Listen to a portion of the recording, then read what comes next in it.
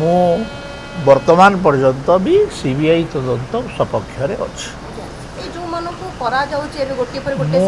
ମୁଁ କିଛି କହିପାରିବିନି। ମୁଁ ସିବିଆଇ ତଦନ୍ତ ହେଲେ ଯାଇ ଖୁସି ହେବି, ନହେଲେ କୌଣସି ତଦନ୍ତ ପ୍ରକ୍ରିୟା ବିଷୟରେ ମୁଁ କିଛି କହିବି ନାହିଁ। ମୋର ଗୋଟିଏ ମାତ୍ର ଦାବି ସିବିଆଇ ତଦନ୍ତ।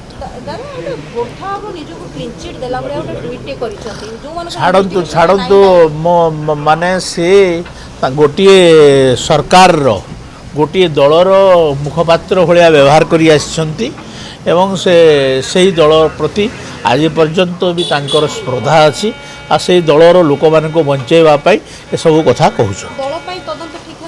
ନାଇଁ, ଗୋଟିଏ ଦଳୀୟ ସରକାରରେ ଦଳର ଲୋକମାନଙ୍କୁ ବଞ୍ଚାଇବା ପାଇଁ କିଛି ଆଇଏଏସ୍ ଅଫିସରକୁ ବଞ୍ଚାଇବା ପାଇଁ କିଛି ଆଇପିଏସ୍ ଅଫିସରକୁ ବଞ୍ଚାଇବା ପାଇଁ ସବୁ କିଛି କରାଗଲା। ଆଉ ହେବା କଥା, ନିଶ୍ଚିତ ଭାବରେ ହେବା କଥା। ମୁଁ ବିଧାନସଭାରେ ତ ସେମାନଙ୍କର ନାଁ ବି କହିଛି। ନାଇଁ ମୁଁ ନାଁ ଏଠି କହିବିନି। ମୁଁ ବିଧାନସଭାରେ କହିଛି, ଆପଣ ବିଧାନସଭା ରେକର୍ଡ ବାହାର କରନ୍ତୁ।